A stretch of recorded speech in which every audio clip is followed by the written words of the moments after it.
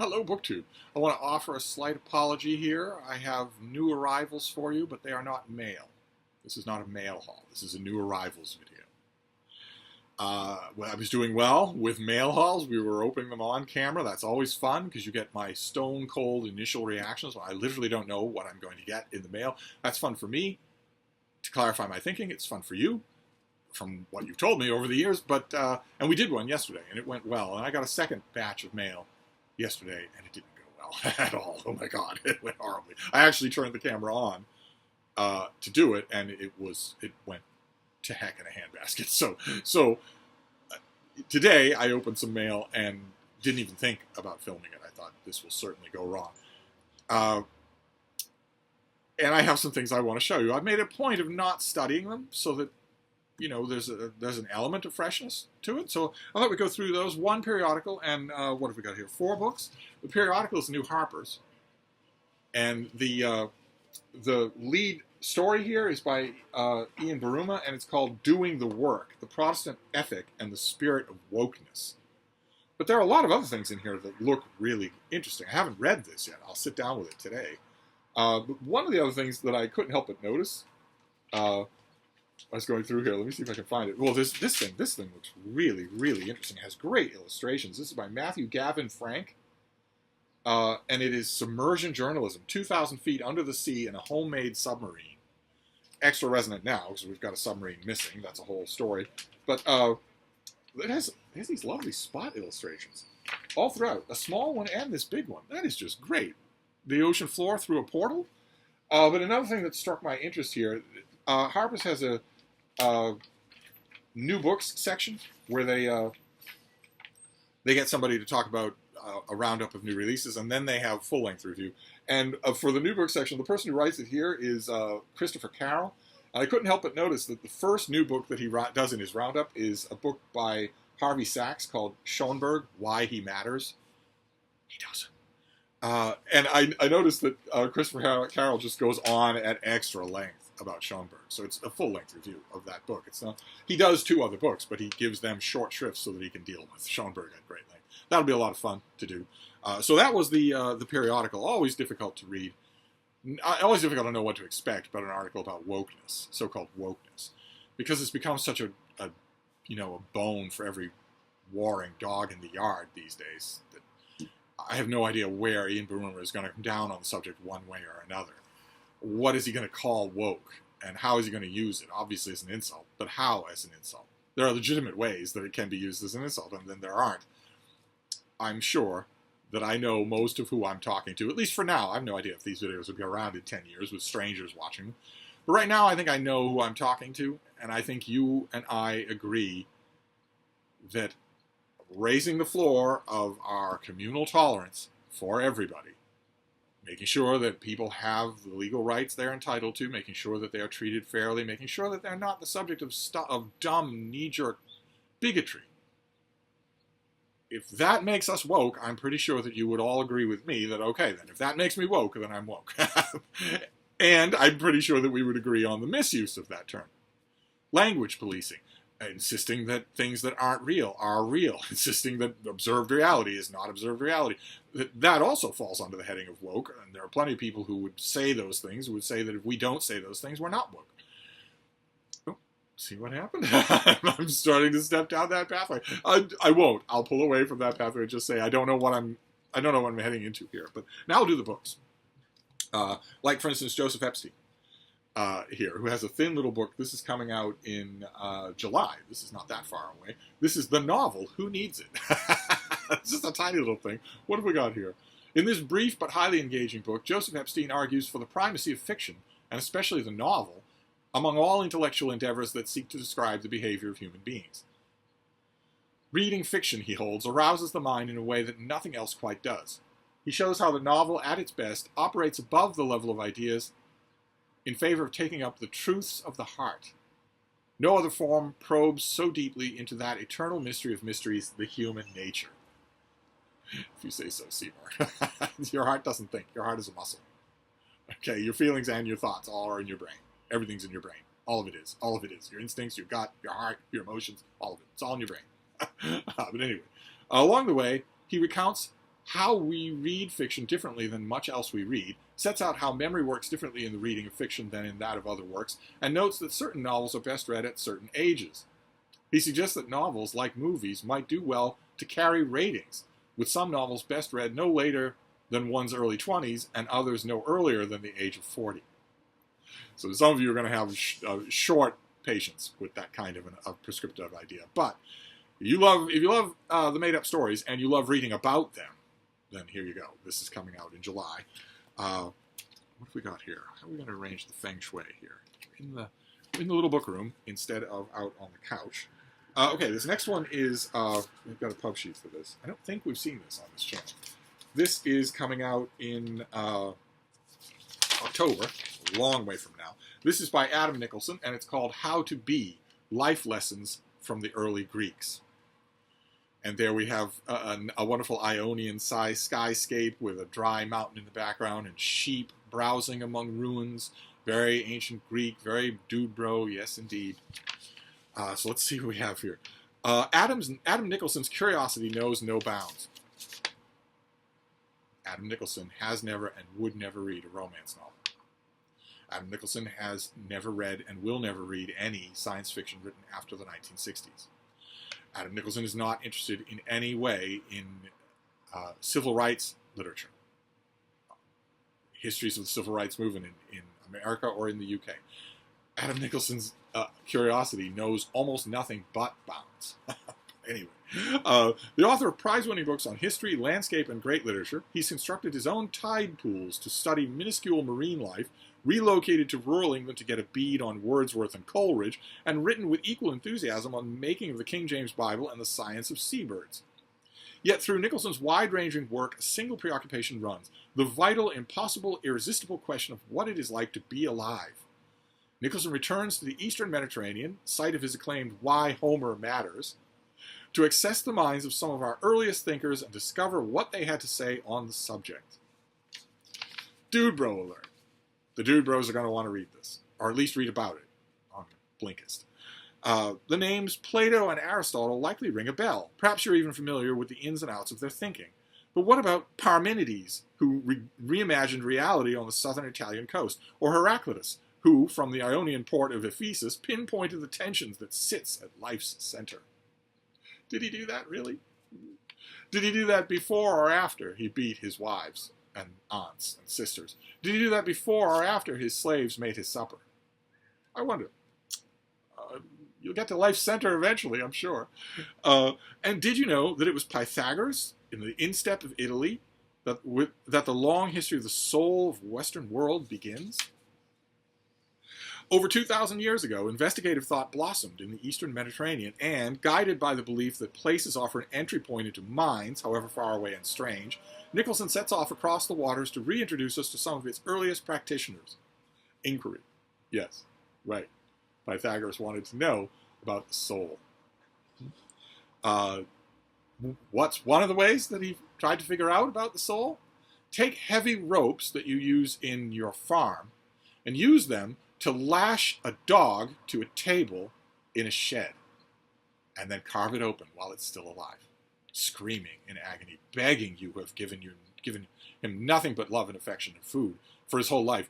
Why are you doing this? Please stop cutting my stomach open. Anyway, in the free-flowing atmosphere of Lesbos, we uncover notions of selfhood with Sappho. In the prosperous port city of Miletus, we join Thales and his followers in asking what existence is made of. Do we really? Are we joining Thales and his fellows to ask what existence is made of at the port city of Miletus? Are we joining them in the afternoon when the sun is up at the slave auction? Are we joining them there?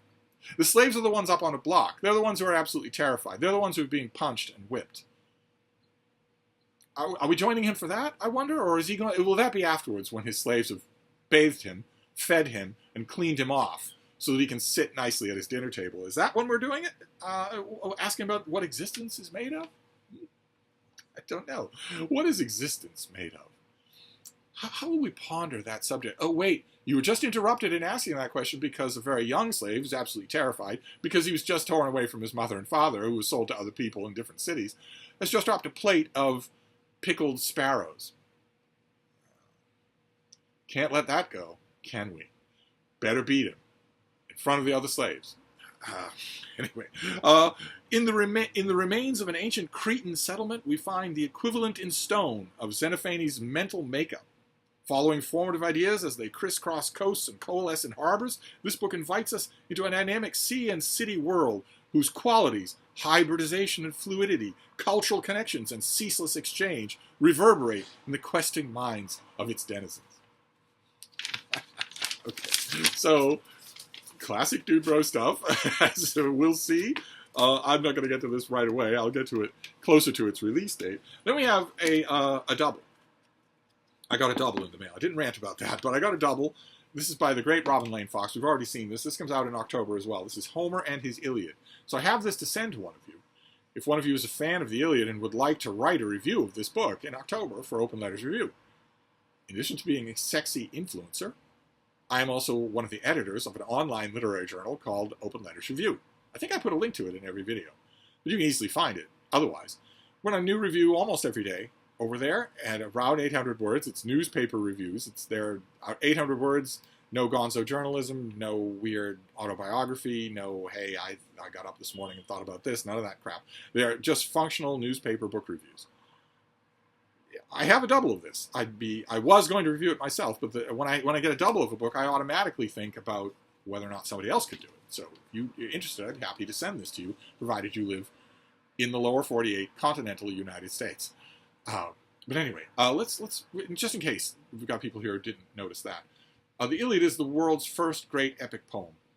Heroic battles and divine fate set against the Trojan War. Its beauty and profound bleakness are intensely moving. But great questions remain. How, where, when, and was it composed, and why does it endure? Of course, this is on my mind because I reread the Iliad every June. I'm slowly, lovingly rereading the Iliad as we speak. Just haven't shared it with BookTube. That's all. Robin Lane Fox addresses these questions, drawing on a lifelong love and engagement with the poem. He argues for a place, a date, and a method for its composition, subjects of ongoing controversy, combining the detailed expertise of a historian with a poetic reader's sensitivity. And Robin Lane Fox is great. I've read everything by this author, so I know already that this book is going to be really enjoyable, but if you'd like a copy to give your hand at reading it and maybe writing a review, you just sing out. Then we'll do this last one, which is a thriller. I've got a sheet for this as well. This comes out yesterday. Today's Wednesday. This came out yesterday. So new releases, new books tend to come out on Tuesdays. Your bookstore, if you have a retail bookstore, they might have this out on the sales floor by now.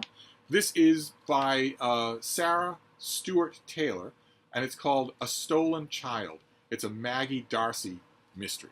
Very attractive thing here. Very attractive cover. So let's see here. So she's a Long Island detective, an American woman with deep Irish heritage and roots, and this is a Dublin-based murder series. So we got a plot here. After months of training, former Long Island homicide detective Maggie Darcy is now a Garda officer in Dublin. She's a transplant. She's settling in nicely to her new life in the Emerald Isle, and so is her teenage daughter, Lily. Maggie may not be a detective yet, but she's happy in her new beat. The Portobello neighborhood is a vibrant community not far from Dublin city centre, but far enough to feel like a cozy village. But when model and reality TV star Jade Elliott is found strangled in her flat in Portobello's Grand Canal, Maggie's friend, Detective Inspector Raleigh Byrne, brings her into the case to help find Jade's missing daughter. But when the toddler is found unharmed under strange circumstances, the Garda grow more confused. Amidst a nationwide manhunt, Maggie and her colleagues must look deep into Jade's life, both personal and professional, to find a ruthless killer. I don't know that I have read any, was there one book before this? The Drowning Sea? Is that the one before this? Oh no, The Drowning Sea, A Distant Grave, and The Mountains Wild. I don't know that I've read any of those. But again, as we always say on this channel, that is largely the author's lookout, not mine. I just got this, so I will read this tonight. This will go on the pile for tonight. And if the author makes me feel like I need to have read and studied those earlier 3 books, well, then I didn't do that, so you'll lose me as a reader. It's your job, and it's in your best interest to make me not feel that. So we will see. Anyway, so we've got a hardcover thriller for you there. We've got Homer and His Iliad. We've got How to Be, Lessons from those Greeks who never bathed, never brushed their teeth, and the novel Who Needs It? A little study of what novels do and don't do for us. Plus the new Harper's with a lead article about wokeness. So we'll see how that goes. So anyway, that is the mail for today. It's not really the mail. It's more of an, I'll call it new arrivals. And it's Needlepoint Frida instead of the real thing. The real thing is on the bed right in front of me, and she's thrashing around like she's being electroconvulsed. She's biting at the blanket, she's biting at the pillows and thrashing all around because, oh, I'm not next to her. I'm right here, baby. I'm right here. You're making a spectacle of yourself, little girl. We had a very, very good, very long afternoon walk, which, you know, if you told me a month ago, are we going to have long, rambling afternoon walks on June 21? I'd have said no, it'll be way too hot by then. It will be in the season of short walks multiple times a day, but nothing long and rambling. But it's not hot. It's not hot at all here. It's spring weather. So we did a long, you can hear her shaking herself. She's just going nuts over there on the bed. But I am not being cruel I'm 1 foot away from her. We had a long, rambling walk. We met a lot of dogs, and that can sometimes be a little bit of a nervous experience. Frida is not aggressive at all. She wouldn't bite another dog, even if another dog were biting her. But she lets them know she's there. She screams her head off at them, and it's very stiff. And, you know, stand still while I sniff you. I'm not going to hurt you, but I don't want to know you. I'm not your friend. I'm certainly not going to play with you. But I've noticed that if we are on a long walk like we did today, and she's meeting a succession of dogs, she will stop doing that. She's only reactive with the first dog. After that, she's never friendly, but she will just walk right up to them and sniff their noses, sniff their behinds, you know, get to know them a little. And that happened today, which is really nice. I didn't have that for 15 years. My pointer, Malin, hated other dogs. She'd go after them if I let her get near them. Lucy loved them. My basset hound, Lucy, loved them. But Lucy was the only dog that Malin liked. So I didn't get to do that. Frida is not effusively friendly, but she's not unfriendly either. So I do get to go up and meet those dogs, which is really nice. I don't blame a dog owner. If I've got a little schnauzer who's screaming her head off at a dog, I don't blame them for not trusting to let things get too close. I always tell them, you can. Your dog's welfare means as much to me as it does to you. I'm not going to let anything happen here. But if Frida's not doing that, if she's not screaming at all, if she's just walking up to a dog, then everybody approaches. And that's wonderful. Until it goes sideways, as it always does. We met 2 very young dogs, bigger than her, puppies, but still twice or 3 times her size. And they, are you all right? You seem very angry. And they sniff noses, and they sniff each other, and they get the body cues and whatnot. And then 2 times those two big lanky puppies did the wrong thing. They do the play posture. They fall down in the big play triangle with the paws splayed out and the rump up in the air like that. And every time they did it, I just went, oh no, no, baby boy, don't do that. She's not going to play with you. She thinks you're weird. She's not going to warm up to you. You want to play with me, feel free, but she'll let you do that. But she's not going to do it herself. That was really fun. But apparently I'm being, you know, a horrible Ivan the Terrible owner here by not sitting on the couch with her. Anyway, those are the new arrivals for today. We'll see if there's going to be more mail today. We'll see if that works any better for filming another video. And if not, well, at least you got to see the books, right? At least you know they're out there. So I'll wrap this up for now, but I'll be back.